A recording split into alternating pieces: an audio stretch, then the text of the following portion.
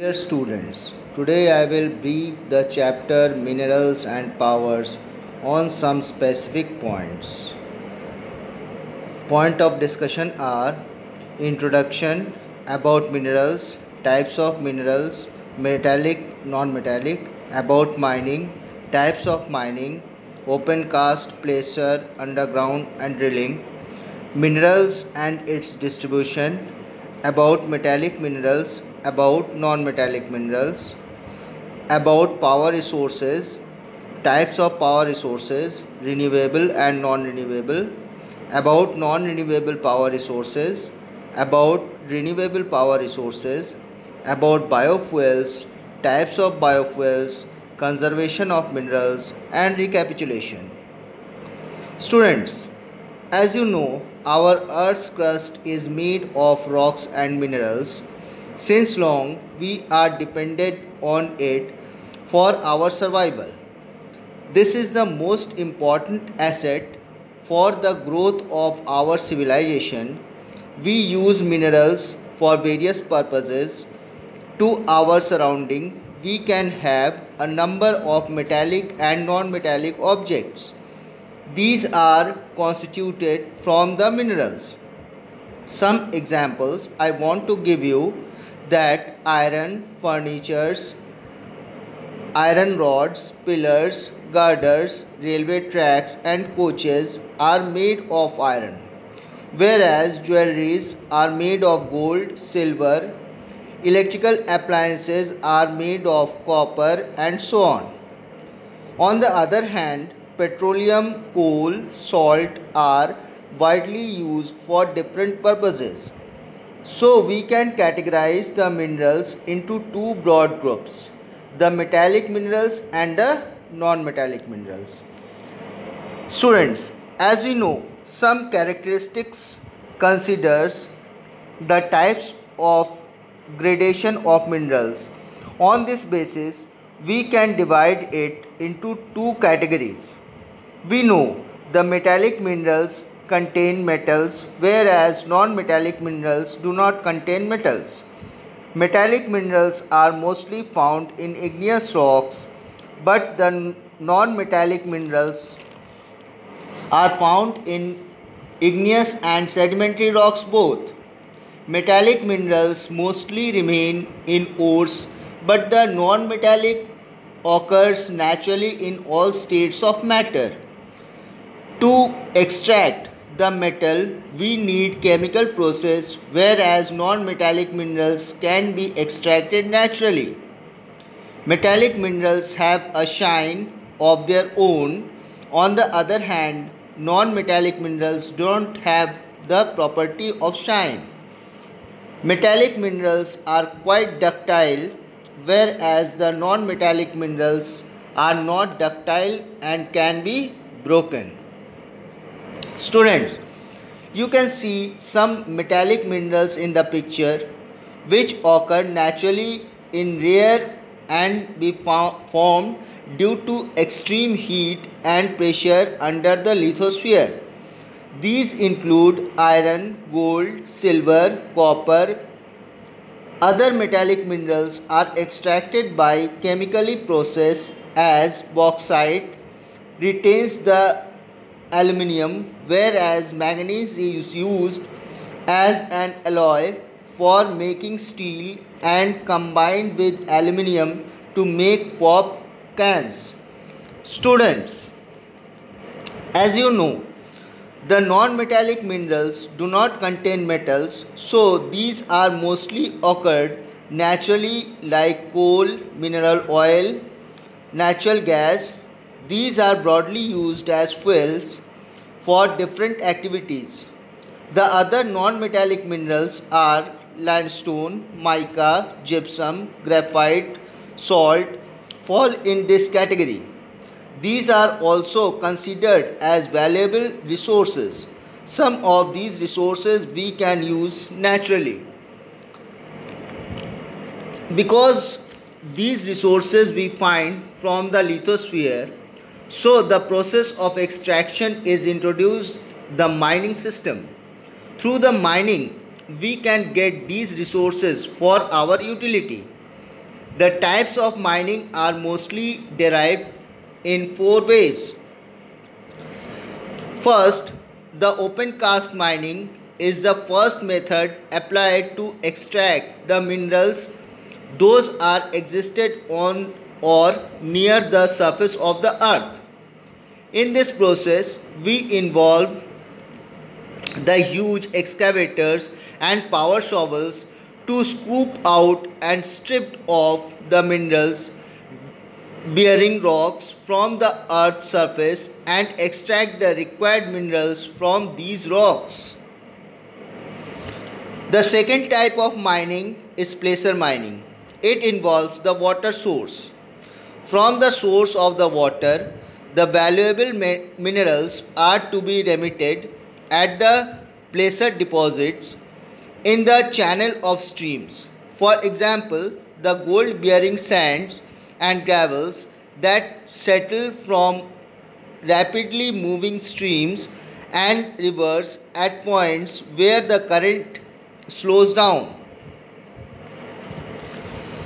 Now, the third type of mining is underground mining. It is also called shaft mining. In this type of mining, a shaft or tunnel is dug under the ground to reach the mineral deposits that occur at great depth. The elevators or lifts are used to take these minerals up to the surface. The fourth type of mining is drilling.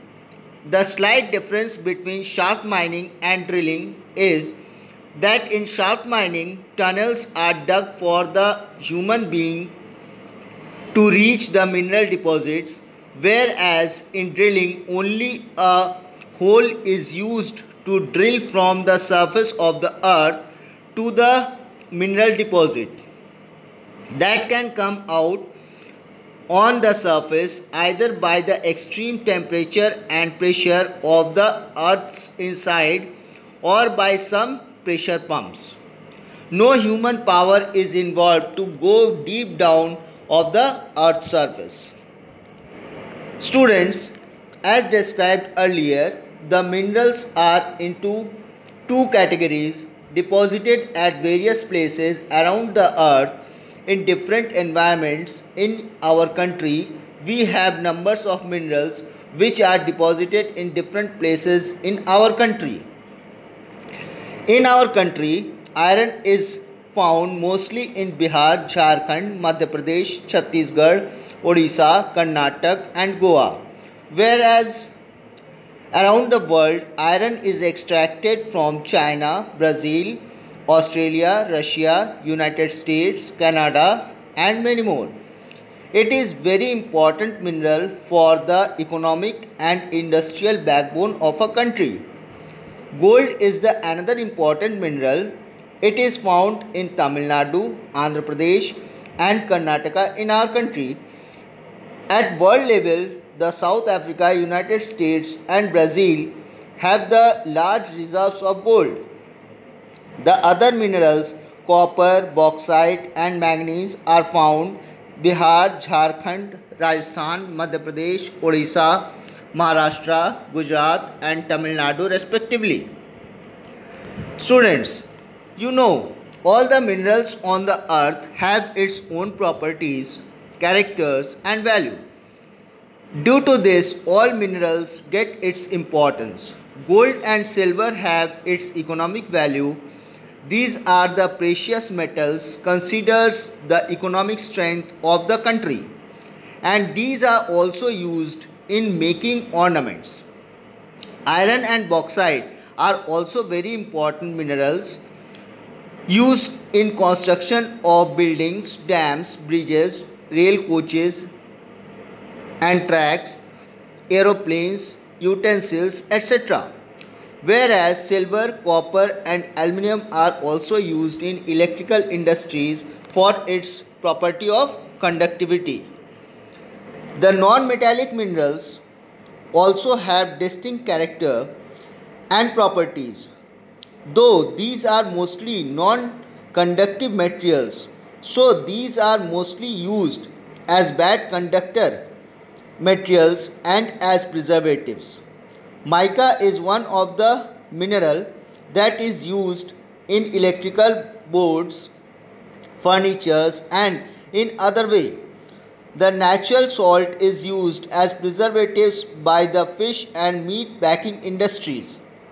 Limestone is another non-metallic mineral widely used as blackboard chalk and in construction, both in interior and exterior decoration, raw material as in paper, plastic, steel, paint and glass industry. Now, students, we have to go another topic, that is power resources. The power resources are those which generate the power to do the different works. As we know, the mineral oil, especially fossil fuels, are mainly used to operate the vehicles, different machines in the manufacturing industries and for the other various purposes like kitchen fuels, oiling the mechanical parts and many more. Likewise, the water, sunlight and air are the other power resources. Those are used to generate electricity, irrigation, cropping, domestic and industrial requirements. Some of these resources are renewable and non-renewable category. We will discuss first about the non-renewable power resources. You know, once these resources are utilized, it can be renewed, can't be renewed or regenerated. If the possibility is there, it takes millions of years to regenerate for use. So we have the limited source of these resources like coal, petroleum, natural gas, nuclear energy.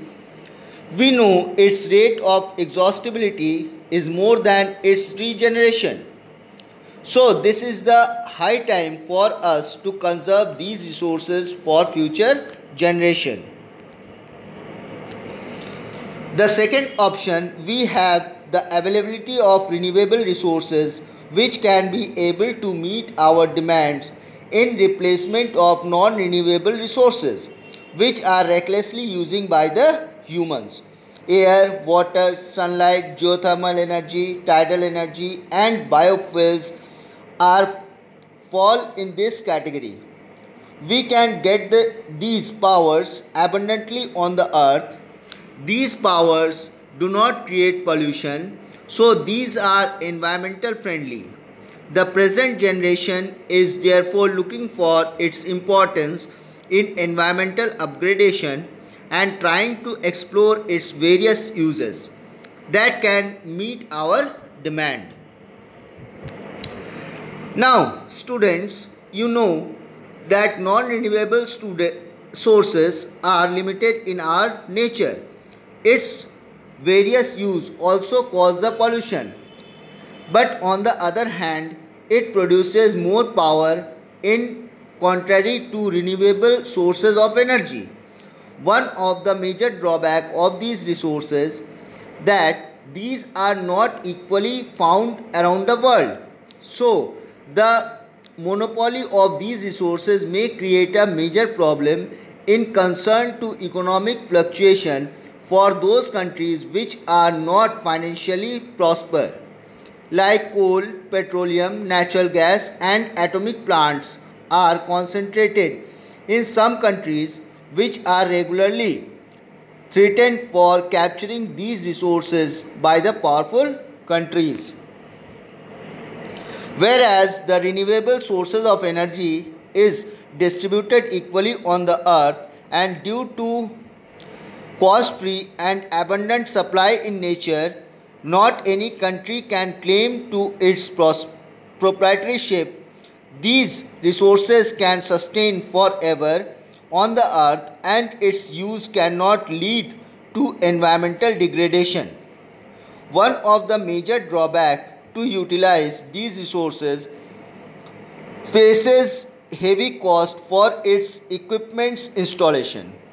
But after installations, its usage goes to be cost free. Scientists are looking for environmental friendly and less cost bearing fuels which can able to run heavy machines for the kitchen demands, for electric purposes and many more. Nowadays study is going to its industrial use. These biofuels are obtained by the biodegradable wastes such as manure, sewage, municipal waste, green waste, plant materials and crops. The gas is useful as suitable substitute for non-renewable fuels as firewood, petrol, coal, diesel, etc. These biofuels can be available depending on the nature for the task and local supply conditions. Students, now we have to know about these type of biofuels. The oldest biofuel on the earth is wood. Later on, regular technological development led the invention of liquid biofuels. Now the US and Brazil are the leading producer of ethanol, which is blended by corn and petrol. The biodiesel is the second common bioliquid fuel, is generally made from soybean, palm oil, sunflower, canola, groundnut, rapeseed mixed with petrol and diesel in various percentage. Students, I think you have got a number of informations about the minerals and power. Now we have to go to aware of its conservation. Now the conservation of minerals. It is our high time to conserve minerals because it is the most valuable assets for the country's prosperity. Rapid consumption has been taken place since 1760 during Industrial Revolution. Many of the resources are exhaustible and can't be renewed. So, the drainage brings poverty to the country due to reckless use of these resources to sustain the need of human being, gradually degrading the environment. Recklessly use and wastage leads the position of minerals-less earth. Around the world, now the environmentalists are thinking about the alternative sources of energy which can be sustained for future. Now, come to the recapitulation. The resources should be conserved for future. Renewable sources of energy should be widely used. Industrial waste should be recycled. The use of abundant sources should be promoted. Now students, this is all for the chapter minerals and power. Now go to its exercise. Thanking you.